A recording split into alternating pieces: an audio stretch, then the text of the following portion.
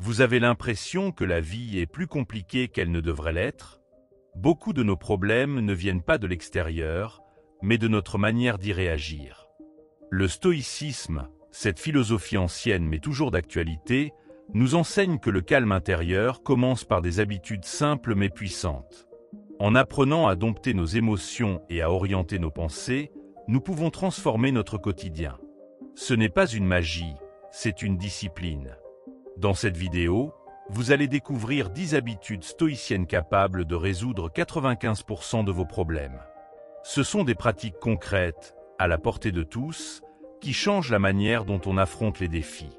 Avant de commencer, aime la vidéo et abonne-toi à la chaîne pour ne manquer aucun de nos nouveaux contenus. Habitude 1. Contrôle de soi et acceptation. Le stoïcisme nous révèle une vérité libératrice. Une grande partie de nos souffrances vient de notre tendance à vouloir contrôler l'incontrôlable. Nous gaspillons une énergie précieuse à nous battre contre des circonstances extérieures qui ne dépendent pas de nous, alors que notre véritable domaine de pouvoir réside dans nos jugements et nos réactions. Cette distinction fondamentale entre ce qui est en notre pouvoir et ce qui ne l'est pas constitue le premier pas vers la paix intérieure. Apprendre à faire cette séparation est comme acquérir une boussole pour naviguer dans les tempêtes de la vie. Quand tu te surprends à ruminer sur des événements passés que tu ne peux plus changer ou à anticiper anxieusement un futur incertain, rappelle-toi cette question stoïcienne. Quel est mon véritable domaine d'action ici et maintenant? Ta puissance réelle se situe toujours dans l'instant présent, dans ta capacité à choisir comment interpréter et répondre à ce qui t'arrive. Marc Aurèle lui-même, empereur tout-puissant, notait dans ses pensées que son véritable pouvoir résidait dans sa façon de percevoir les événements. Cette prise de conscience transforme radicalement ton expérience du monde. L'acceptation stoïcienne n'est pas de la résignation passive, mais une reconnaissance lucide de la réalité qui te permet de concentrer tes efforts là où ils peuvent vraiment faire une différence. Imagine un marin face à une tempête. Il ne peut contrôler le vent ni les vagues, mais il peut ajuster les voiles et tenir ferme le gouvernail. De même, tu ne choisis pas toujours ce qui t'arrive, mais tu gardes toujours le choix de ta réponse. Cette attitude proactive face à l'inévitable est la marque de la sagesse pratique des stoïciens. Pratique quotidiennement cet exercice simple. Fais la liste des choses qui te préoccupent et classe-les en 2 colonnes, ce que je peux influencer et ce qui ne dépend pas de moi. Pour chaque élément de la première colonne, détermine une action concrète. Pour la seconde, cultive l'art du lâcher-prise. Avec le temps, cette discipline mentale deviendra naturelle et tu constateras une réduction significative de ton anxiété et de ton épuisement émotionnel. Les stoïciens considéraient cette pratique comme essentielle pour préserver sa tranquillité d'esprit. Le contrôle de soi, selon les stoïciens, ne signifie pas réprimer ses émotions, mais plutôt ne pas se laisser dominer par elles.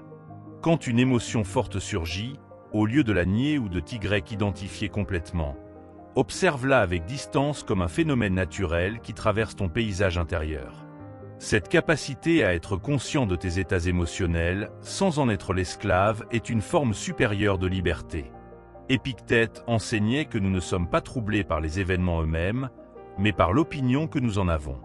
L'acceptation radicale des limites de notre contrôle est paradoxalement la clé d'une action plus efficace dans le monde. Quand tu cesses de te battre contre des moulins à vent, tu libères une énergie considérable pour agir là où tu peux vraiment faire une différence. Les stoïciens étaient des hommes et femmes d'action précisément parce qu'ils savaient distinguer clairement le champ de leur pouvoir réel. Cette focalisation évite la dispersion et permet une concentration puissante sur l'essentiel. Les obstacles et difficultés prennent une nouvelle signification quand on les approche avec cette mentalité stoïcienne. Au lieu d'être des sources de frustration, ils deviennent des occasions de pratiquer la vertu, patience, courage, persévérance. Ce qui semblait être un problème extérieur se transforme en opportunité de croissance intérieure. Marc Aurèle voyait dans chaque obstacle la matière première pour exercer sa philosophie. Ce retournement de perspective change tout. Le contrôle de soi stoïcien est avant tout un contrôle de l'attention. Où choisis-tu de diriger ton esprit? Vers ce qui te mine ou vers ce qui te construit? Vers ce que tu ne peux changer ou vers ce que tu peux améliorer? Cette maîtrise du focus mental est peut-être la compétence la plus utile que tu puisses développer. Les stoïciens pratiquaient constamment cette discipline pour ne pas se laisser entraîner dans des spirales de pensées inutiles et épuisantes. En cultivant cette attitude, tu développes une résilience remarquable face aux aléas de la vie. Les revers et déceptions ne disparaissent pas, mais ils cessent de t'ébranler profondément. Tu deviens comme un arbre bien enraciné dont les branches peuvent ployer sous le vent, mais dont le tronc reste ferme. Cette solidité intérieure est le fruit d'une pratique régulière du discernement entre ce qui mérite ton énergie et ce qui ne le mérite pas. Finalement, le contrôle de soi et l'acceptation stoïcien mènent à une forme de liberté paradoxale. En reconnaissant pleinement les limites de ton contrôle, tu deviens véritablement libre de t'engager dans ce qui compte vraiment. Tu cesses d'être le jouet des circonstances extérieures pour devenir l'architecte de ta vie intérieure. Et c'est dans cette forteresse intérieure que tu découvriras la paix et la force dont parle la philosophie stoïcienne depuis plus de 2000 ans. Habitude 2. Simplicité. La simplicité volontaire est bien plus qu'une tendance esthétique ou organisationnelle. C'est une voie royale vers la liberté intérieure selon les stoïciens. Dans un monde qui nous pousse constamment à accumuler, à nous disperser et à complexifier notre existence, choisir délibérément la sobriété devient un acte de résistance philosophique. En élaguant le superflu de nos vies, nous faisons de la place pour l'essentiel. Nos valeurs profondes, nos relations authentiques, nos activités véritablement nourrissantes. Cette clarification progressive est comparable au travail du sculpteur qui révèle la statue en retirant tout ce qui n'est pas elle. Nos sociétés modernes nous conditionnent à croire que le bonheur se trouve dans la multiplication des biens, des engagements et des sollicitations. Pourtant, comme l'observaient déjà les stoïciens il y a 2000 ans, cette course effrénée ne fait qu'alourdir notre existence sans nous apporter la satisfaction promise. Sénèque écrivait « Ce n'est pas celui qui a peu qui est pauvre, mais celui qui désire toujours plus. » La simplicité stoïcienne n'est pas une privation, mais un recentrage sur ce qui compte vraiment, libéré du poids des futilités qui encombrent nos vies et nos esprits. Commence par examiner ton environnement physique. Chaque objet que tu possèdes réclame en réalité un peu de ton attention et de ton énergie pour être entretenu, rangé, nettoyé ou simplement remarqué. Les stoïciens recommandaient de se demander régulièrement « Cet objet me sert-il vraiment ou m'encombre-t-il » Un espace épuré devient le reflet extérieur d'un esprit apaisé. Cette clarification matérielle crée un terrain propice à la clarté mentale et à la tranquillité de l'âme que recherchaient les philosophes antiques. Applique le même principe à tes engagements et relations. Combien de tes activités actuelles sont véritablement choisies et nourrissantes? Combien de tes relations sont authentiques et réciproques? Les stoïciens cultivaient un petit cercle de relations profondes plutôt qu'un vaste réseau de connaissances superficielles. En élaguant progressivement ce qui ne résonne plus avec qui tu es et qui tu veux devenir, tu libères un temps et une énergie précieux pour ce qui compte vraiment. Cette sélection rigoureuse est un acte d'amour envers toi-même et ton temps limité. La simplicité stoïcienne s'applique également à nos pensées et préoccupations. Combien de nos ruminations portent sur des choses qui ne dépendent pas de nous ou qui n'ont finalement que peu d'importance? Marc Aurèle conseillait « Supprime tout ce qui est superflu ». Cette maxime vaut pour nos objets comme pour nos pensées. En entraînant ton esprit à se concentrer sur l'essentiel, tu développes une capacité de focus et de présence qui transforme ta qualité de vie. La simplicité devient alors une discipline mentale autant que matérielle. Pratique régulièrement cet exercice stoïcien. Imagine que tu dois partir demain pour un long voyage en ne prenant qu'un petit bagage. Que emporterais-tu? Quelles activités continuerais-tu? Quelles relations chérirais-tu? Cette mise en situation révèle avec clarté tes véritables priorités. Les stoïciens utilisaient fréquemment ce genre d'exercice mental pour se recentrer sur l'essentiel et se libérer de l'attachement au superflu. Ce qui semble indispensable aujourd'hui apparaît souvent comme dispensable sous ce regard philosophique. La simplicité volontaire est également un rempart puissant contre l'anxiété moderne. Plus nos vies sont encombrées, plus nous avons de points vulnérables susceptibles de nous inquiéter. En réduisant délibérément nos possessions, nos engagements et nos dépendances, nous diminuons d'autant les sources potentielles de stress et de préoccupation. Les stoïciens comprenaient que la véritable sécurité ne vient pas de l'accumulation, mais au contraire du détachement et de la sobriété choisie. Cette légèreté existentielle est une forme supérieure de liberté. La simplicité stoïcienne n'est pas un renoncement triste, mais au contraire une façon de redécouvrir la valeur et la beauté de ce que nous possédons déjà. Quand nous cessons de courir après toujours plus, nous pouvons enfin apprécier pleinement ce que nous avons. Épictète, qui vivait avec très peu de biens matériels, considérait cette attitude comme la clé d'une vie sereine. La richesse ne consiste pas à avoir de grands biens, mais à avoir peu de besoins. Cette autosuffisance intérieure est le fruit d'une simplicité délibérée. En adoptant progressivement cette philosophie de vie, tu découvriras un paradoxe étonnant. En possédant moins, tu jouiras davantage. En te dispersant moins, tu accompliras plus. En t'imposant moins d'obligations superficielles, tu auras plus d'énergie pour ce qui compte vraiment. La simplicité stoïcienne est un chemin vers l'abondance réelle. Non pas l'abondance de biens, mais l'abondance de sens, de présence et de satisfaction profonde. Finalement, la simplicité selon les stoïciens est bien plus qu'une organisation pratique de l'existence, c'est une voie d'accès à la sagesse. En éliminant progressivement tout ce qui nous encombre et nous distrait, nous faisons de la place pour cultiver notre jardin intérieur.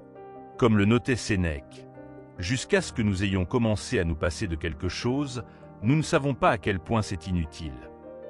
La simplicité devient alors non pas une fin en soi, mais le moyen de se recentrer sur l'essentiel, développer notre caractère, cultiver notre sagesse et vivre en accord avec nos valeurs profondes. Habitude 3. Forteresse émotionnelle. La véritable force émotionnelle ne consiste pas à ériger des murs insensibles autour de son cœur, mais à développer la sagesse d'accueillir ses émotions sans se laisser submerger par elles. Les stoïciens comparaient l'esprit discipliné à une forteresse avec des portes bien gardées. Chaque émotion peut frapper à l'entrée, mais c'est à toi de décider laquelle mérite d'être accueillie et comment. Cette métaphore révèle l'équilibre subtil entre ouverture et protection qui caractérise la résilience stoïcienne. En pratiquant cet art délicat, tu transformes tes émotions d'ennemies potentielles en alliées précieuses. Quand une émotion intense surgit en toi, pratique cette pause stoïcienne. Avant de réagir, observe. Imagine-toi comme un scientifique étudiant un phénomène naturel avec curiosité et détachement. Qu'est-ce que je ressens exactement? Où le sens-je dans mon corps? Quelle pensée a déclenché cette réaction? Ce simple espace entre le stimulus et ta réponse brise le cycle des réactions automatiques. Marc Aurèle pratiquait cette discipline quotidiennement dans son journal, analysant ses propres réactions pour en garder la maîtrise. Nos émotions sont comme des messagers porteurs d'informations précieuses sur nos valeurs et nos besoins profonds, mais elles parlent souvent un langage crypté qu'il faut apprendre à décoder. La colère peut signaler une limite franchie, la tristesse une perte importante, l'anxiété un attachement excessif à l'incontrôlable. Les stoïciens excellaient dans cet art de l'interprétation émotionnelle. En comprenant le message derrière l'émotion, tu peux répondre aux besoins sous-jacents plutôt que de simplement réagir à la vague superficielle. Développe progressivement ce que les stoïciens appelaient l'apatheia, non pas l'absence d'émotion comme on le croit souvent, mais la liberté intérieure de ne pas être dominé par ses passions. Imagine tes émotions comme des vagues dans l'océan. Tu ne peux empêcher leur apparition, mais tu peux apprendre à naviguer à travers elles sans couler. Cette maîtrise ne s'acquiert pas en un jour, mais par une pratique patiente où chaque tempête émotionnelle devient une occasion de progresser dans l'art de vivre. La forteresse émotionnelle stoïcienne repose sur une conviction profonde. Entre ce qui nous arrive et notre réponse, il existe toujours un espace de liberté, aussi minime soit-il. Même dans les circonstances les plus difficiles, nous conservons le pouvoir de choisir notre attitude intérieure. Épictète, qui connut l'esclavage, incarnait cette vérité. Ce qui me trouble, ce n'est pas l'événement, mais l'opinion que j'en ai. En travaillant sur tes jugements et interprétations, tu renforces les fondations de ta citadelle intérieure. Pratique cet exercice simple mais puissant. Quand une émotion désagréable te visite, nomme-la simplement « je ressens de la colère »,« je ressens de la tristesse », sans Y identifié « je suis en colère »,« je suis triste ». Ce léger décalage linguistique crée une distance salutaire entre toi et tes états émotionnels. Les stoïciens utilisaient ce procédé pour se rappeler qu'ils ne sont pas leurs émotions, mais les témoins conscients de ces émotions. La résilience émotionnelle ne signifie pas éviter les tempêtes de la vie, mais développer la capacité de les traverser sans se perdre. Comme un arbre qui plie sous le vent mais ne rompt pas, tu peux apprendre à accueillir les émotions fortes sans qu'elles ne brisent ton équilibre intérieur. Les stoïciens voyaient dans chaque épreuve émotionnelle une occasion de renforcer cette flexibilité psychologique qui caractérise les âmes bien entraînées. Cultive quotidiennement ton jardin émotionnel par des pratiques simples. Quelques minutes de méditation le matin pour observer tes états intérieurs, un journal le soir pour noter tes réactions et les leçons apprises, des pauses respiratoires dans la journée pour te recentrer. Ces petits rituels stoïciens, pratiqués avec constance, construisent progressivement une stabilité intérieure capable de résister aux orages émotionnels les plus violents. La forteresse émotionnelle la plus solide est paradoxalement celle qui sait rester vulnérable quand il le faut. Les stoïciens ne prônaient pas une impassibilité inhumaine, mais la sagesse de choisir quand s'ouvrir et quand se protéger. En développant cette intelligence émotionnelle, tu découvres qu'il est possible de ressentir profondément sans être emporté, d'être touché sans être brisé. Cette nuance fait toute la différence entre la répression et la maîtrise authentique. En fin de compte, la forteresse émotionnelle stoïcienne n'est pas une prison dorée qui t'isole de la vie, mais au contraire une base solide qui te permet de t'engager dans le monde avec plus de courage et de sérénité. En connaissant tes forces et tes limites, en comprenant le langage de tes émotions, tu deviens capable de naviguer dans les eaux tumultueuses de l'existence sans craindre le naufrage. C'est là le cadeau ultime de cette pratique philosophique, la liberté intérieure qui naît de la connaissance de soi. Habitude 4. Pratique des vertus. La sagesse, premier pilier du stoïcisme, n'est pas une simple accumulation de connaissances, mais l'art de discerner avec justesse ce qui dépend de nous et ce qui ne dépend pas de nous. Elle se cultive par une observation constante de nos jugements et de nos réactions face aux événements du quotidien. Les stoïciens voyaient dans cette vertu la lumière qui éclaire les trois autres, car sans la capacité à distinguer l'essentiel de l'accessoire, même les meilleures intentions peuvent s'égarer. Cette sagesse pratique se nourrit autant de l'expérience que de la réflexion philosophique, formant un guide intérieur pour naviguer dans les complexités de la vie. Le courage stoïcien dépasse la simple bravoure physique pour englober la force morale nécessaire à affronter les épreuves de l'existence avec intégrité. Il s'agit du courage de rester fidèle à ses principes même dans l'adversité, de dire la vérité quand il serait plus facile de mentir, de persévérer quand tout incite à abandonner. Marc Aurèle rappelait que souvent, ce qui nous fait défaut n'est pas la force, mais la volonté de l'exercer. Ce courage tranquille ne cherche pas les applaudissements, mais se contente de faire ce qui est juste, même dans l'ombre où personne ne regarde. La justice, dans la vision stoïcienne, s'étend bien au-delà des lois écrites pour devenir une manière d'être au monde et de traiter autrui. Elle implique de reconnaître la dignité fondamentale de chaque être humain et d'agir en conséquence, que l'on soit observé ou non. Épictète enseignait que nous devons nous considérer comme des acteurs dans une pièce où le rôle nous est assigné, mais que nous avons le devoir de bien jouer notre part, quelle qu'elle soit. Cette vertu transforme nos relations en nous faisant voir en autrui non des moyens, mais des fins en soi, méritant respect et bienveillance. La tempérance stoïcienne n'est pas une privation ascétique, mais la maîtrise harmonieuse de nos désirs et impulsions. Elle nous apprend à apprécier les plaisirs sans en devenir esclaves, à user des biens matériels sans nous y attacher, à garder la tête froide dans les moments de tentation ou de provocation. Sénèque comparait l'âme tempérante à un vase qui peut contenir aussi bien le vin précieux que l'eau simple sans en être altérée. Cette modération volontaire est paradoxalement la clé d'une véritable liberté intérieure, libérée de la tyrannie des excès et des addictions. L'interdépendance de ces quatre vertus forme un système complet de développement moral. Le courage sans sagesse devient témérité, la justice sans tempérance tourne au fanatisme, la sagesse sans courage reste stérile. Les stoïciens insistaient sur l'importance de cultiver ces vertus ensemble, comme les quatre roues d'un char qui doivent être également solides pour avancer droit.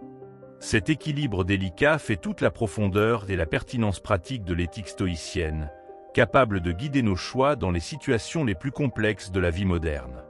Pratique quotidienne des vertus commence par de petites actions délibérées, dire une vérité difficile, courage, écouter vraiment quelqu'un au lieu de préparer sa réponse, justice, résister à une envie superflue, tempérance, prendre le temps de réfléchir avant de juger, sagesse. Les stoïciens recommandaient de se fixer chaque jour une intention vertueuse précise et d'en examiner les résultats le soir venu. Ce travail constant, semblable à l'entraînement d'un athlète, forge progressivement le caractère et affine le jugement moral. Les vertus stoïciennes ne sont pas des idéaux lointains, mais des outils concrets pour affronter les défis contemporains. Dans un monde de distraction permanente, la tempérance devient attention et concentration. Face à l'injustice sociale, le courage se manifeste par la parole et l'action juste. Confronté au déluge d'informations, la sagesse nous apprend à trier l'essentiel du superflu. Les stoïciens nous rappellent ainsi que la philosophie n'est pas une spéculation abstraite, mais un art de vivre applicable à chaque instant. L'enseignement le plus révolutionnaire du stoïcisme est peut-être que ces vertus constituent leur propre récompense.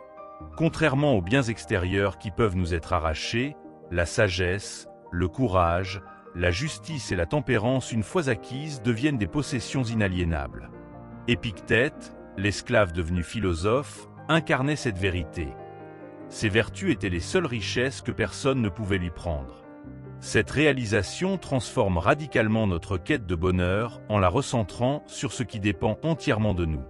En cultivant ces 4 vertus, nous développons une boussole morale fiable qui fonctionne même dans les situations les plus ambiguës. Les stoïciens comprenaient que la vie nous teste rarement par des choix clairs entre le bien et le mal, mais plutôt par des dilemmes complexes où les vertus semblent parfois entrer en conflit. C'est précisément dans ces moments que leur système intégré révèle toute sa valeur, nous permettant de trouver la voie la plus droite possible dans les circonstances données. Ultimement, la pratique des vertus stoïciennes conduit à ce que les anciens appelaient l'excellence de l'âme, non pas une perfection inatteignable, mais une constante aspiration à devenir la meilleure version de soi-même. Dans cette quête, chaque échec devient une leçon, chaque succès une responsabilité, et chaque jour une nouvelle occasion de progresser. Comme le notait Marc Aurèle, ce qui importe n'est pas de vivre longtemps, mais de vivre pleinement. Et ces 4 vertus sont les piliers d'une vie vraiment accomplie selon la sagesse stoïcienne. Habitude 5. Attention consciente. L'attention consciente, telle que la concevaient les stoïciens, est bien plus qu'une simple technique de relaxation. C'est une manière radicale d'habiter le monde et de se réapproprier son existence. Dans notre ère de distraction permanente et de sollicitation incessante, cette pratique ancienne devient un acte de résistance philosophique. Elle nous invite à cesser de vivre en pilote automatique, le regard constamment tourné vers le futur ou le passé, pour enfin expérimenter pleinement la richesse du moment présent. Cette présence à soi et au monde est la clé d'une vie profondément vécue plutôt que simplement traversée. La pratique stoïcienne de l'attention commence par un constat simple. Nous passons l'essentiel de notre temps mental ailleurs que là où se trouve notre corps. Nous mangeons en pensant au travail, travaillons en rêvant aux vacances, et pendant les vacances, nous ruminons les soucis du retour. Cette dispersion intérieure est source d'anxiété chronique et d'insatisfaction. Marc Aurèle recommandait de se limiter au présent comme antidote à cette tendance naturelle. En ramenant constamment notre attention à ce que nous faisons ici et maintenant, nous brisons le cycle des ruminations stériles. Développer une attention véritablement stoïcienne implique de cultiver ce que les anciens appelaient prosoche, une vigilance constante sur ses pensées, jugements et réactions. Il ne s'agit pas de vider son esprit, mais au contraire d'observer avec acuité le flux de nos représentations mentales. Quand une pensée anxiogène surgit, au lieu de la suivre aveuglément, nous pouvons la noter comme simple phénomène mental et revenir à l'expérience immédiate. Cette distance observationnelle est la pierre angulaire de la liberté intérieure stoïcienne. L'attention au présent transforme radicalement la qualité de nos actions et relations. Quand nous écoutons vraiment, sans préparer mentalement notre réponse, nos échanges gagnent en profondeur et authenticité. Quand nous accomplissons une tâche en y mettant toute notre attention, elle cesse d'être une corvée pour devenir une occasion de présence. Les stoïciens voyaient dans cette qualité d'engagement avec le réel une forme supérieure d'intelligence pratique. Comme le notait Épictète, si tu veux t'améliorer, contente-toi d'être conscient de ton ignorance, c'est déjà un grand progrès. La présence attentive est également un rempart puissant contre les émotions perturbatrices. L'anxiété se nourrit de scénarios catastrophiques projetés dans le futur. La rumination dépressive, de souvenirs douloureux ressassés du passé. En ancrant notre conscience dans l'instant présent, à travers la respiration, les sensations corporelles ou simplement l'observation de notre environnement immédiat, nous privons ces états émotionnels de leur carburant mental. Les stoïciens pratiquaient cette recentration comme une discipline quotidienne pour préserver leur tranquillité d'esprit. Pratique cet exercice stoïcien simple mais profond. Choisis plusieurs moments dans ta journée pour faire une pause de présence. Arrête-toi et observe pendant quelques respirations. Que se passe-t-il en toi et autour de toi, sans jugement, sans analyse, simplement en notant l'expérience immédiate. Ces micro-pauses, semblables à des encres jetées dans le flux du temps, t'aident à rompre avec le mode pilote automatique et à retrouver ton centre. Avec le temps, ces îlots de conscience s'étendent naturellement à toute ta vie. L'attention stoïcienne possède une dimension éthique souvent négligée. Être pleinement présent, c'est aussi être pleinement responsable. Quand nous agissons en conscience, nous ne pouvons plus nous cacher derrière l'excuse de la distraction ou de l'inattention. Chaque action devient un choix délibéré dont nous assumons la responsabilité. Cette intégrité dans l'instant est la marque d'une vie philosophique authentique selon les stoïciens, pour qui la sagesse n'était pas une abstraction mais une manière concrète d'être au monde. Le paradoxe de l'attention consciente est qu'elle nous révèle à la fois notre profonde connexion avec le monde et notre liberté fondamentale par rapport à lui. En étant pleinement présents, nous expérimentons directement comment nous sommes affectés par notre environnement, mais aussi comment nous pouvons choisir notre réponse à ces influences. Ce double mouvement, d'ouverture au réel et de maîtrise de soi, constitue le cœur de la pratique stoïcienne. Il nous permet d'être dans le monde sans être du monde, comme le disaient les anciens. En cultivant cette qualité de présence, tu découvriras que les moments les plus ordinaires recèlent une beauté et une profondeur insoupçonnées. Une tasse de thé bu en conscience, une conversation vraiment écoutée, une marche où chaque pas est senti. Ces expériences simples deviennent des portes vers une existence plus riche et plus vibrante. Les stoïciens y voyaient la preuve que le bonheur ne dépend pas des circonstances extérieures, mais de la qualité d'attention que nous leur accordons. Ultimement, la pratique stoïcienne de l'attention consciente conduit à une réalisation profonde. Chaque instant, si banal soit-il, contient la possibilité d'une rencontre authentique avec soi-même et avec le monde. En cessant de fuir dans le temps mental, nous découvrons que la vie ne se vit nulle part ailleurs qu'ici et maintenant. Comme l'écrivait Marc Aurèle, n'oublie pas que très peu de choses sont nécessaires pour mener une vie heureuse. L'attention est l'outil qui nous permet de redécouvrir cette vérité simple mais transformatrice. Habitude 6. Gratitude quotidienne. La gratitude stoïcienne n'est pas un simple optimisme béat, mais une discipline mentale radicale qui transforme notre perception du monde. Dans un environnement culturel qui nous conditionne à toujours désirer plus, choisir délibérément d'apprécier ce que nous avons déjà constitue un acte de résistance philosophique. Les stoïciens pratiquaient la gratitude comme un antidote puissant à l'insatisfaction chronique, cette maladie de l'âme qui nous fait sans cesse chercher le bonheur là où il n'est pas. En rééduquant notre regard à voir l'abondance plutôt que le manque, nous découvrons que la paix intérieure était disponible depuis toujours, cachée dans les détails les plus simples de notre existence. Chaque matin au réveil et chaque soir avant de dormir, les stoïciens recommandaient un exercice puissant, énumérer mentalement 3 à 5 choses pour lesquelles nous éprouvons de la reconnaissance. Non pas les grands événements exceptionnels, mais les petits miracles du quotidien. Un toit sur notre tête, de la nourriture sur la table, une personne qui nous a souri. Marc Aurèle lui-même, empereur tout-puissant, notait dans ses pensées sa gratitude pour des choses aussi simples que pouvoir se lever en bonne santé ou avoir accès à la sagesse des philosophes. Cette pratique apparemment simple réorganise progressivement notre architecture mentale vers plus de plénitude. La gratitude stoïcienne possède une dimension profondément réaliste qui la distingue de la pensée positive superficielle. Il ne s'agit pas de nier les difficultés ou les manques, mais de reconnaître que même dans les situations les plus sombres, il existe toujours quelque chose qui mérite notre reconnaissance. Épictète, qui connut l'esclavage, enseignait que même privé de tout, nous conservons toujours notre capacité à penser, à choisir notre attitude, à trouver de la beauté dans un rayon de soleil ou un moment de silence. Cette gratitude radicale n'est pas un déni de la souffrance, mais une manière de préserver notre lumière intérieure malgré elle. En cultivant systématiquement la gratitude, nous développons une immunité relative contre le virus de la comparaison sociale qui empoisonne notre époque. Quand nous apprenons à savourer ce que nous avons, nous cessons de mesurer notre valeur à l'aune de ce que possèdent les autres. Les stoïciens voyaient dans cette libération mentale un prérequis essentiel pour la tranquillité de l'âme. Comme le notait Sénèque, personne n'est pauvre selon ce qu'il possède, mais selon ce qu'il désire.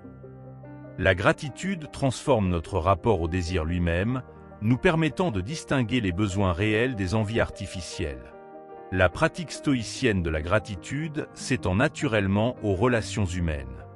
Quand nous prenons l'habitude de remarquer et d'exprimer notre appréciation pour les qualités des autres, nos liens se transforment profondément. Au lieu de focaliser sur ce que nos proches ne font pas ou ne sont pas, nous apprenons à voir et à chérir ce qu'ils apportent à notre vie. Cette attitude génère un cercle vertueux où chacun se sent valorisé et entendu. Les stoïciens considéraient ces relations nourries par la reconnaissance mutuelle comme l'un des plus grands trésors de l'existence humaine. Il existe un paradoxe profond dans la gratitude stoïcienne. Plus nous nous concentrons sur ce que nous avons, plus nous expérimentons une forme d'abondance intérieure, indépendamment de nos circonstances matérielles réelles. Cette abondance psychologique nous rend paradoxalement plus généreux, plus enclins à partager, plus ouverts aux autres. Les stoïciens observaient que contrairement à ce qu'on pourrait croire, ce n'est pas quand nous avons beaucoup que nous donnons facilement, mais quand nous avons appris à être reconnaissants pour ce que nous avons, aussi modeste soit-il. La gratitude transforme également notre rapport au temps présent. Au lieu de toujours reporter notre satisfaction à un futur hypothétique, « je serai heureux quand », nous apprenons à trouver de la joie dans l'ici et maintenant. Les stoïciens insistaient sur ce point. La vie ne se vit nulle part ailleurs que dans le présent, et la gratitude est le moyen par excellence d'habiter pleinement ce présent. En appréciant ce qui est déjà là, nous cessons de passer à côté de notre propre vie en attendant qu'elle commence. Pratique cet exercice stoïcien puissant. Imagine un instant perdre ce que tu tiens pour acquis, ta santé, ton logement, tes relations. Puis, en ouvrant les yeux, redécouvre avec un regard neuf ces biens précieux. Cette expérience de privation imaginaire, recommandée par Épictète et Sénèque, réveille notre capacité à apprécier ce que la routine a rendu invisible. Elle nous rappelle que beaucoup de ce que nous considérons comme ordinaire serait considéré comme un luxe inestimable par une grande partie de l'humanité, hier comme aujourd'hui. La gratitude stoïcienne atteint son expression la plus profonde quand nous parvenons à être reconnaissants même pour les épreuves et les difficultés. Marc Aurèle écrivait « L'obstacle devient la voie ». Dans cette perspective, chaque défi devient un maître qui nous enseigne la patience, le courage ou la persévérance. Cette gratitude élargie ne nie pas la douleur, mais reconnaît que notre croissance la plus significative vient souvent de nos expériences les plus difficiles. C'est là le sommet de la pratique stoïcienne, transformer toute expérience, même pénible, en occasion d'apprentissage et donc, ultimement, en motif de reconnaissance. En cultivant quotidiennement cette attitude reconnaissante, nous accomplissons une véritable alchimie intérieure. Nous transformons le plomb des plaintes et des frustrations en or de la satisfaction et de la paix. Les stoïciens comprenaient que la gratitude n'est pas seulement une vertu parmi d'autres, mais la clé qui ouvre la porte à toutes les autres. Car c'est seulement quand nous cessons de courir après ce qui nous manque que nous pouvons pleinement déployer notre énergie à devenir la meilleure version de nous-mêmes. Dans cette lumière, chaque jour devient une occasion de découvrir de nouvelles raisons de dire merci. Habitude 7. Autodiscipline. L'autodiscipline stoïcienne n'est pas une prison de privation, mais au contraire le chemin royal vers la liberté authentique. En apprenant à maîtriser nos impulsions et à aligner nos actions avec nos principes les plus élevés, nous nous affranchissons de la tyrannie des désirs désordonnés et des distractions futiles. Les stoïciens comprenaient cette vérité paradoxale. C'est seulement en nous imposant une discipline volontaire que nous devenons véritablement maîtres de notre vie. Cette autogouvernance est la pierre angulaire d'une existence cohérente et pleinement assumée, où nos paroles et nos actes sont en parfait accord avec nos convictions profondes. La pratique quotidienne de petites disciplines intentionnelles agit comme un entraînement progressif pour l'âme, renforçant notre capacité à faire face aux défis plus importants.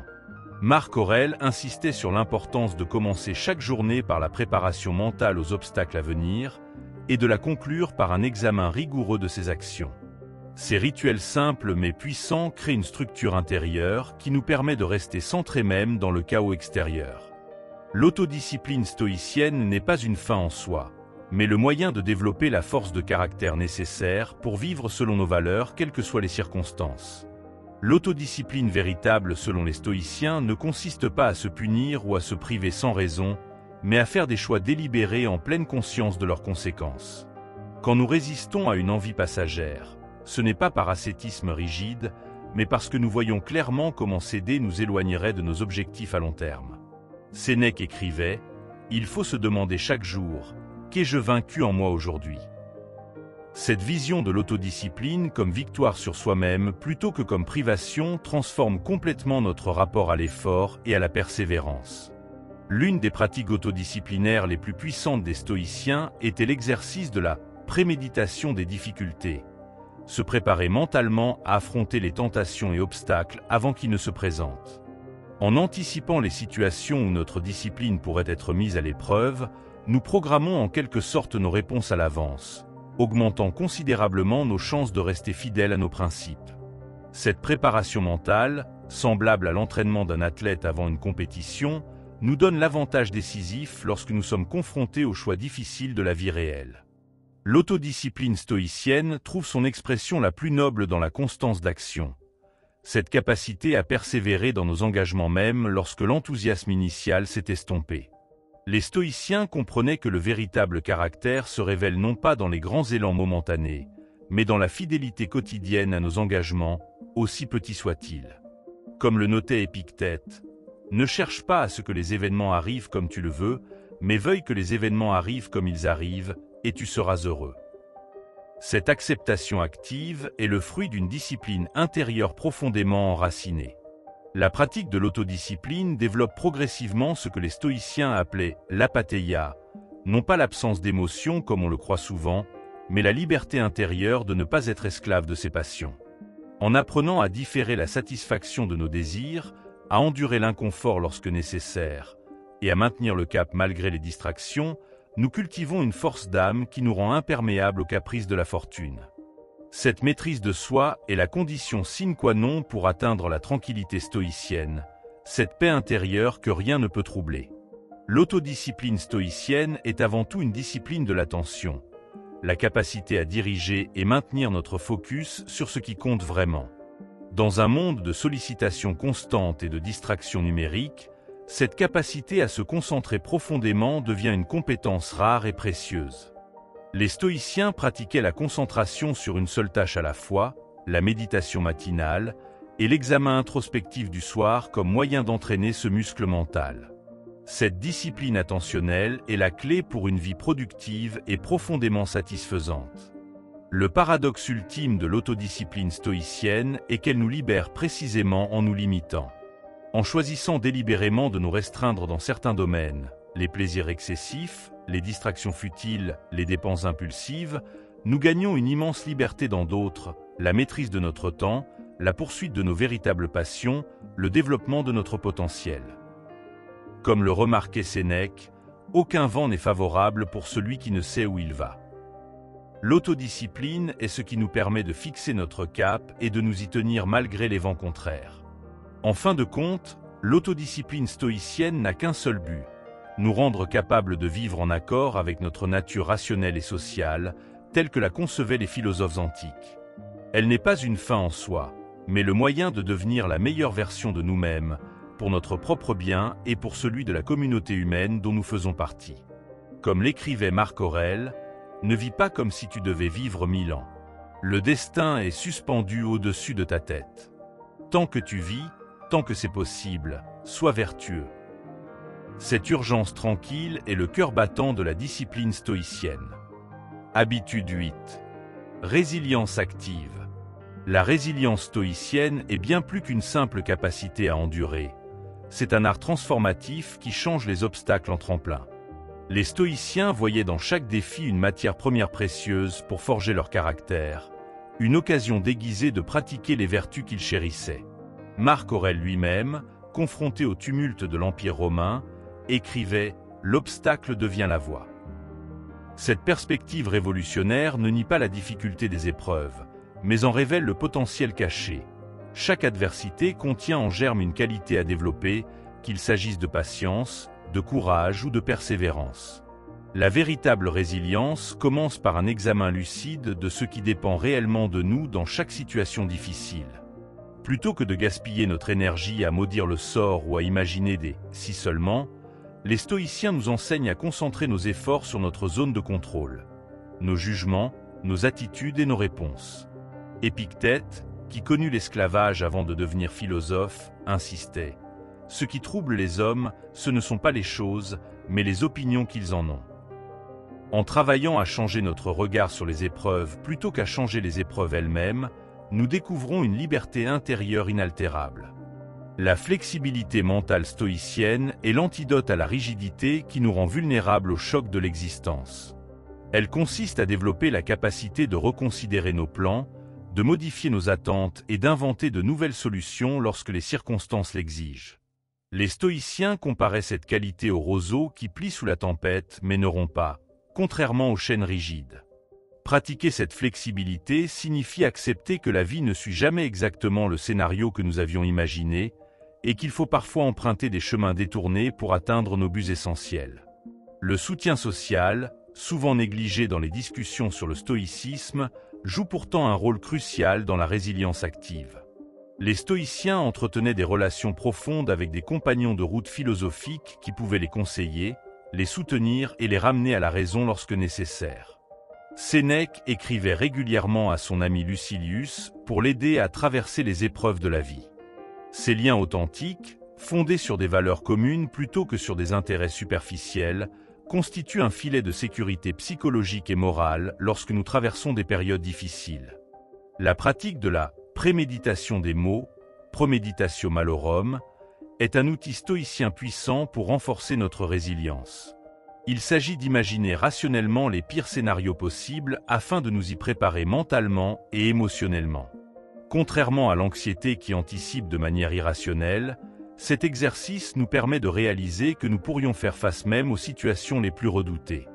En envisageant calmement ce que nous craignons le plus, nous découvrons que notre capacité d'adaptation est bien plus grande que nous ne le pensions.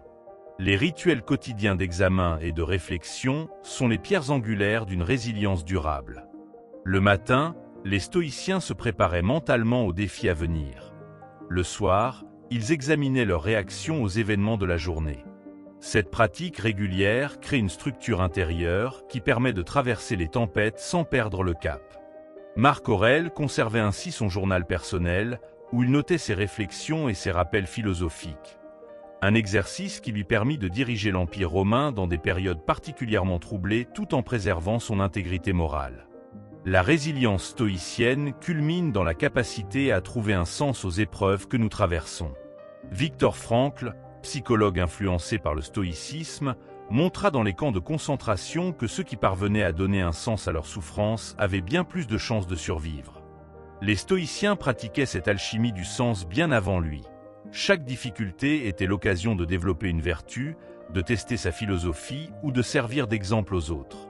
Cette capacité à transformer le plomb des épreuves en or de la croissance personnelle est peut-être le legs le plus précieux du stoïcisme. En cultivant systématiquement cette résilience active, nous développons progressivement ce que les stoïciens appelaient l'ataraxie, une tranquillité d'esprit qui n'est pas perturbée par les aléas extérieurs. Cette paix intérieure n'a rien d'une impassibilité froide. C'est au contraire la marque d'une âme profondément engagée dans le monde, mais ancrée dans des principes solides.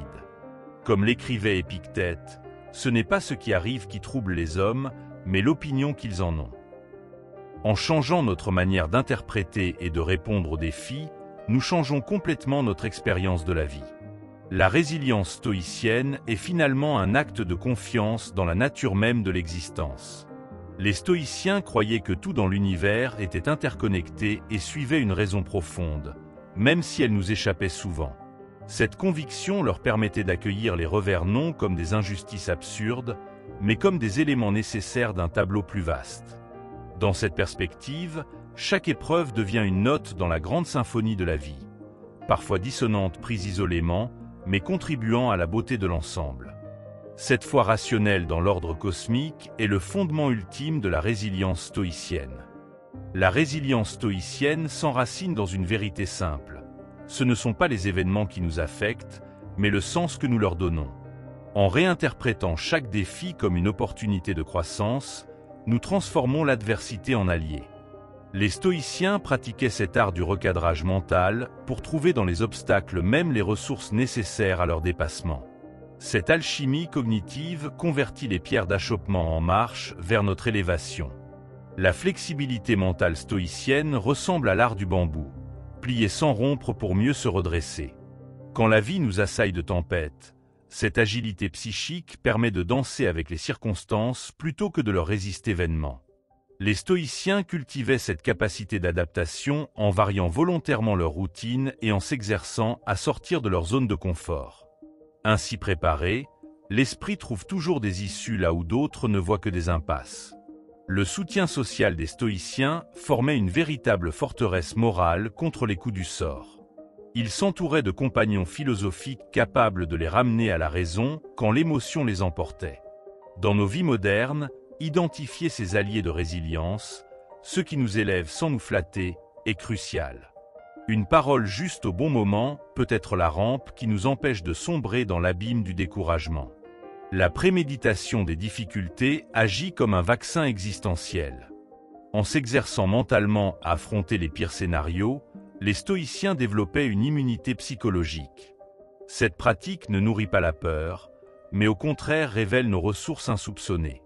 Quand l'épreuve survient réellement, nous découvrons avec surprise que nous avions en nous la force nécessaire depuis le début. L'entraînement stoïcien fait de chaque crise un terrain connu. Les rituels matinaux et vespéraux des stoïciens tissaient une trame de résilience dans le tissu de leur jour. Le matin, ils anticipaient les défis à venir. Le soir, ils analysaient leurs réactions. Ce double mouvement de préparation et d'évaluation créait une boucle vertueuse d'apprentissage continu. Aujourd'hui encore, cette discipline transforme les aléas de la vie en matière première pour forger un caractère inébranlable. Trouver du sens dans la souffrance est l'alchimie ultime du stoïcisme. En demandant « quelle leçon cette épreuve contient-elle ?», nous extrayons de nos blessures les pépites de notre croissance. Les stoïciens voyaient dans chaque revers un maître exigeant mais juste. Cette recherche obstinée de signification empêche la douleur de nous consumer et en fait paradoxalement le terreau de notre transformation. L'ataraxie stoïcienne, cette paix intérieure profonde, n'est pas donnée mais conquise. Elle émerge naturellement après avoir traversé 1000 tempêtes en restant fidèle à ses principes. Plus nous pratiquons la résilience active, plus cette tranquillité s'installe durablement en nous. Elle devient alors non plus un objectif à atteindre, mais le climat naturel de notre âme bien exercée. La confiance stoïcienne dans l'ordre cosmique agit comme une encre dans la tourmente. Même incompréhensibles, les épreuves s'inscrivent dans un tableau plus vaste. Cette conviction raisonnée donne la force d'avancer dans le brouillard, certain que chaque pas a sa raison d'être. La résilience ainsi nourrie devient inépuisable, puisant sa force dans la certitude que rien n'est vain. La résilience est un muscle qui s'atrophie sans entraînement quotidien. Les stoïciens le savaient, on ne naît pas résistant, on le devient. Chaque petit défi surmonté, chaque frustration acceptée, chaque désappointement transcendé constitue une répétition générale pour les grandes épreuves. Accumulées, ces victoires discrètes forgent une âme que rien ne peut briser. En fin de compte, la résilience stoïcienne est un art de navigation existentielle. Elle ne promet pas des mers toujours calmes, mais la capacité de danser avec les vagues sans se noyer. Pratiquée jour après jour, elle révèle que les tempêtes elles-mêmes étaient nos instructrices les plus précieuses. Ainsi, l'adversité devient non plus notre ennemi, mais l'outil paradoxal de notre épanouissement. La résilience active exige de distinguer entre ce qui peut être changé et ce qui doit être accepté. Les stoïciens passaient leur énergie à transformer le possible et leur sagesse à embrasser l'inévitable. Ce discernement fondamental évite l'épuisement dans des luttes stériles tout en mobilisant nos forces là où elles peuvent vraiment agir. C'est dans cet équilibre que réside l'efficacité pratique de leur philosophie. Les stoïciens cultivaient une vision à long terme qui relativisait les épreuves présentes. En imaginant leur vie comme un tout cohérent, les difficultés momentanées prenaient leur juste proportion. Cette perspective temporelle élargie est un antidote puissant au découragement, révélant que les chapitres les plus sombres prennent souvent sens dans l'arc complet du récit de notre existence. La pratique de la gratitude renforce miraculeusement la résilience. En reconnaissant systématiquement ce qui persiste de bon malgré l'adversité, nous maintenons vivante la flamme de l'espérance. Les stoïciens trouvaient dans les plus simples bienfaits un rayon de soleil, une conversation sincère, des raisons de persévérer. Cette attention au positif ne nie pas la douleur, mais l'empêche d'occuper tout le champ de notre conscience. L'humour stoïcien face au revers est une arme secrète de résilience. En apprenant à rire de leurs propres travers et des coups du sort, les philosophes antiques désamorçaient le pouvoir dramatique des épreuves. Cette légèreté sérieuse, loin d'être une fuite, est une manière de dominer symboliquement ce qui menace de nous écraser. Elle préserve la joie même dans l'adversité. La résilience stoïcienne atteint sa plénitude quand nous pouvons regarder nos cicatrices avec gratitude. Ces marques ne sont plus alors des stigmates de douleur, mais des témoignages visibles de notre capacité à traverser l'indicible et en ressortir transformés. Ainsi, comme le phénix renaissant de ses cendres, nous découvrons que nos blessures elles-mêmes contenaient les germes de notre renaissance. Habitude 9. Agir avec un but. L'action intentionnelle selon les stoïciens est l'antithèse du mode pilote automatique dans lequel tant de vies s'écoulent. Il ne s'agit pas simplement de faire des choses, mais de faire chaque chose avec une conscience aiguë de son pourquoi. Marc Aurèle se demandait régulièrement « À quoi je consacre mon énergie en ce moment ?» Cette question simple mais profonde est un rappel constant que notre temps et notre attention sont nos ressources les plus précieuses, à investir avec discernement plutôt qu'à gaspiller dans des activités vides de sens. Vivre avec un but exige d'abord une clarification rigoureuse de ses valeurs fondamentales. Les stoïciens identifiaient 4 vertus cardinales, sagesse, courage, justice et tempérance, comme boussole pour leurs actions. Prendre le temps de définir tes propres principes directeurs est le premier pas vers une vie intentionnelle. Sans cette base solide, nos choix risquent d'être dictés par les attentes sociales, les habitudes ou les impulsions momentanées plutôt que par ce qui résonne avec notre vérité intérieure. L'alignement entre valeurs et actions se cultive par de petites décisions quotidiennes conscientes plutôt que par de grands gestes occasionnels. Épictète enseignait que l'excellence morale n'est pas un acte mais une habitude. Commence par examiner les domaines apparemment insignifiants de ta vie. Comment tu passes tes matinées, comment tu interagis avec les commerçants, comment tu utilises tes moments de loisirs. C'est dans ces micro-choix que se forge progressivement une existence cohérente et intentionnelle. La pratique stoïcienne de l'examen quotidien est un outil puissant pour rester aligné avec ses intentions. Le soir, revisite tes actions de la journée non pas avec un esprit de jugement, mais avec une curiosité bienveillante. Quelles décisions reflétaient vraiment mes valeurs? Où ai-je agi par habitude ou pression extérieure? Cet exercice n'a pas pour but de nourrir des regrets, mais d'affiner progressivement ton discernement et ta capacité à choisir en conscience.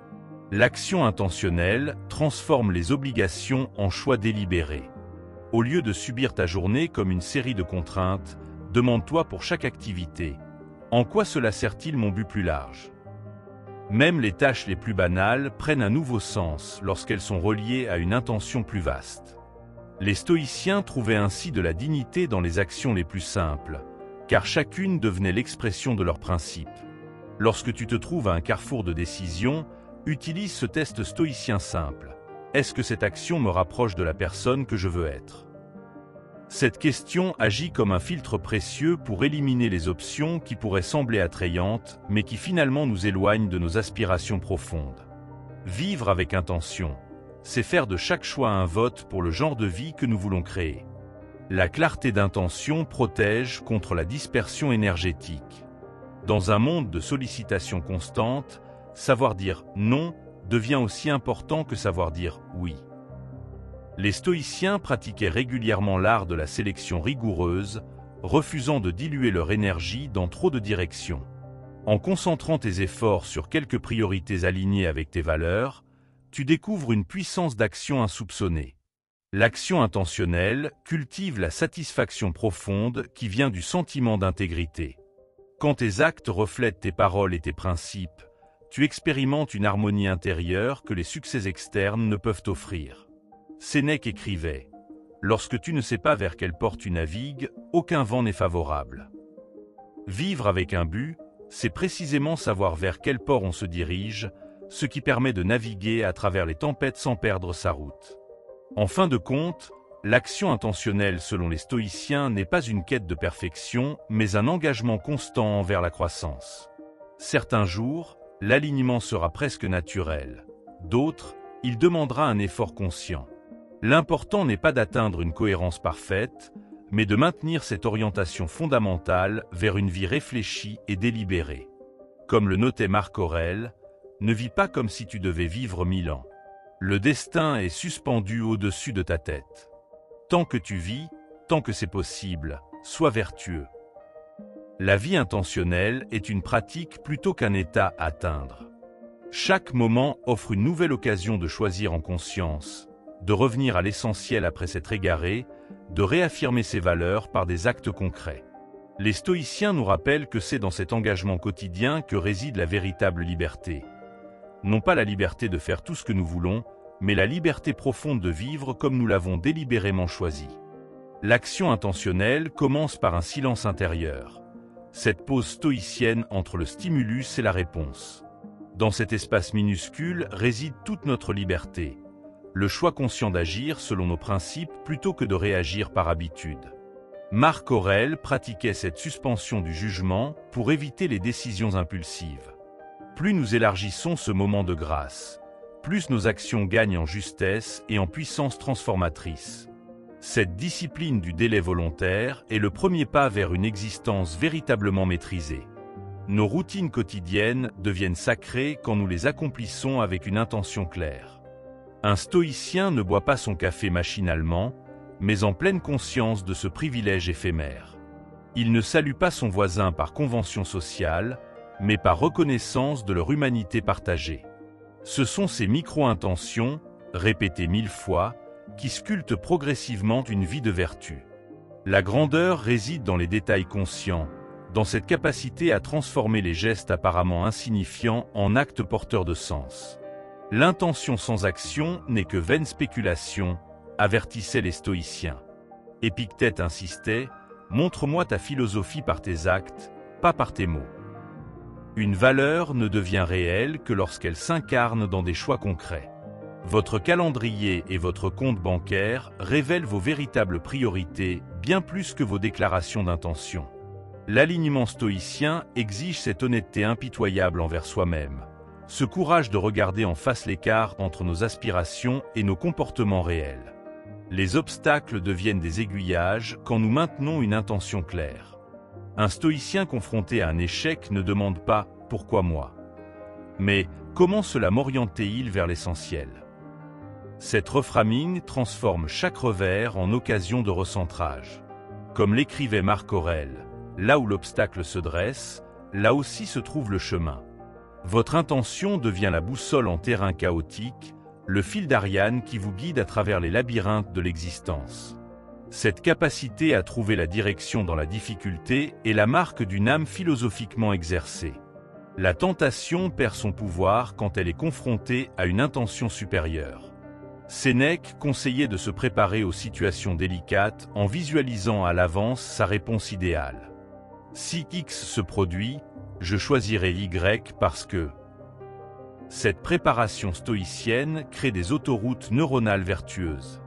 Quand la tentation surgit, votre meilleur moi répond avant que votre moi impulsif ne prenne les commandes. Ce conditionnement éthique par anticipation est l'un des outils les plus puissants pour maintenir le cap vers ses véritables aspirations. L'action intentionnelle culmine dans le paradoxe stoïcien. plus nous agissons selon nos valeurs profondes, moins nous avons besoin de forcer notre volonté. La discipline devient secondaire quand l'alignement est premier. Comme un fleuve qui naturellement suit son cours vers la mer, notre énergie vitale coule sans effort lorsque nos actions épousent notre nature essentielle. La vertu stoïcienne est avant tout cette grâce dans l'action, cette fluidité qui naît de la cohérence intérieure. C'est lorsque nous cessons de lutter contre nous-mêmes que nous devenons véritablement puissants. Les stoïciens pratiquaient l'examen des intentions avant toute décision importante. Cette action sert-elle mon développement ou seulement mon confort? Honore-t-elle mes principes ou seulement mon image? Ce double questionnement filtre les faux-semblants. Vos actes deviennent alors des graines de caractère plutôt que des réponses aux pressions extérieures. Chaque choix conscient renforce votre intégrité, cette unité intérieure qui est le fondement de la tranquillité d'âme. Sans cet examen préalable, nous risquons de devenir les marionnettes de nos conditionnements et des attentes sociales. L'intention stoïcienne transcende les résultats immédiats. Vous pouvez échouer tout en restant fidèle à vos principes. C'est cela la vraie réussite. Épictète rappelait « Ce qui compte n'est pas ce qui vous arrive, mais comment vous y répondez ». Dans cette perspective, aucune action sincère n'est jamais vaine, même si ses fruits ne sont pas visibles. Votre intention pure devient son propre accomplissement, indépendamment des conséquences extérieures. Cette réalisation libère d'une anxiété de performance et permet d'agir avec sérénité, quelle que soit l'issue. La contagion vertueuse est un effet secondaire de l'action intentionnelle. Quand vous agissez avec une intégrité visible, sans l'afficher, vous devenez inconsciemment une invitation pour les autres. Un collègue observe votre calme dans la tempête et s'interroge. Un ami remarque votre joie sans objet coûteux et repense ses choix. Votre simple cohérence devient un enseignement silencieux, bien plus puissant que les sermons.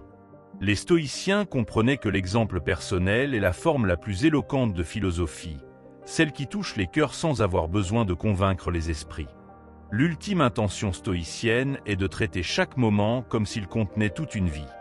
Non pas vivre comme si c'était le dernier jour, dans un sens dramatique, mais comme si chaque instant portait en germe l'éternité. Dans cette perspective, une seule action pleinement intentionnelle contient toute la philosophie. Comme le disait Marc Aurèle, toute la durée de la vie n'est qu'un instant. L'important est de bien le passer. Ce regard transforme la qualité de notre présence au monde, faisant de chaque journée une vie en miniature et de chaque vie une œuvre d'art composée d'instants délibérément choisis. Habitude 10. Réflexion sur la mort. La pratique du memento mori n'est pas une fascination morbide pour la mort, mais un puissant rappel à vivre pleinement. Les stoïciens contemplaient régulièrement leur mortalité non pour s'effrayer, mais pour intensifier leur présence au monde. Cette conscience aiguë de la finitude agit comme un filtre précieux. Elle sépare l'essentiel du superflu, nous révélant avec une clarté implacable ce qui mérite vraiment notre temps et notre énergie. Comme l'écrivait Marc Aurèle, « Tu pourrais quitter la vie maintenant.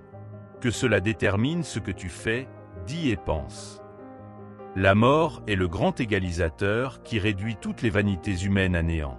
Face à cette évidence, les stoïciens comprenaient que le statut social, les richesses accumulées et les honneurs ne valent rien comparé à la qualité de notre caractère et à la profondeur de nos relations.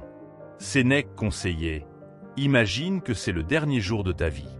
Et puis le suivant. Et encore celui d'après. » Cet exercice ne crée pas de l'anxiété, mais au contraire une libération des attachements futiles et une concentration sur ce qui donne véritablement sens à l'existence. Memento mori transforme radicalement notre rapport au temps présent. Quand nous réalisons que chaque moment pourrait être le dernier, nous cessons de remettre à demain ce qui compte vraiment. Les mots non dits, les amours inexprimés, les rêves différés prennent soudain une urgence salutaire. Les stoïciens pratiquaient cette conscience comme un antidote à la procrastination existentielle. Cette tendance à reporter indéfiniment l'engagement dans notre propre vie. Comme le notait Épictète, ce n'est pas la mort qu'il faut craindre, mais de ne jamais commencer à vivre. La méditation sur la mortalité nous enseigne l'art du détachement sain, en gardant constamment à l'esprit que nous devrons un jour tout laisser derrière nous. Nos biens, nos titres, même nos êtres chers, nous apprenons à posséder sans nous attacher, à aimer sans nous approprier. Cette attitude stoïcienne n'enlève rien à la joie de vivre, bien au contraire. Elle la purifie de la peur de perdre, nous permettant de savourer pleinement chaque don éphémère de l'existence sans l'empoisonner par l'angoisse de sa disparition. En fin de compte, Memento Mori est l'ultime invitation stoïcienne à l'authenticité. Face à la mort, tous les masques tombent, tous les mensonges s'effacent. Pourquoi alors attendre ce moment ultime pour être véritablement soi-même ? La pratique régulière de ce rappel nous encourage à aligner immédiatement nos actions avec nos valeurs les plus profondes, à dire la vérité, à vivre sans faux semblant. Comme l'écrivait Sénèque, c'est toute la vie qui nous apprend à mourir et toute la vie qui accomplit cet enseignement. Dans cette perspective, chaque jour devient à la fois une préparation et une réalisation, un apprentissage et un accomplissement. La mort n'est pas l'opposé de la vie, mais son horizon ultime. Cette conscience donne à chaque instant sa valeur inestimable. Les stoïciens voyaient dans cette limite existentielle non une malédiction, mais un cadeau paradoxal. Sans la mort, comment saurions-nous vraiment ce qui compte ? Elle est le grand révélateur de nos priorités véritables, le miroir où se reflète l'essence de nos choix. Memento Mori est un exercice de lucidité radicale qui dissipe les illusions sociales. Quand nous imaginons notre dernier souffle, les applaudissements du monde perdent soudain leur attrait. Ce qui persiste alors, ce sont les moments de grâce partagés, les actes de bonté silencieux, les vérités courageusement exprimées. Les stoïciens cultivaient cette vision pour rester immunisés contre la vanité des honneurs éphémères. La méditation sur la mortalité affine notre discernement comme aucune autre pratique. Devant l'échéance inévitable, les faux problèmes s'évanouissent, les conflits inutiles se dissolvent. Nous voyons clairement ce qui mérite notre colère et ce qui ne vaut pas une minute de notre précieux temps.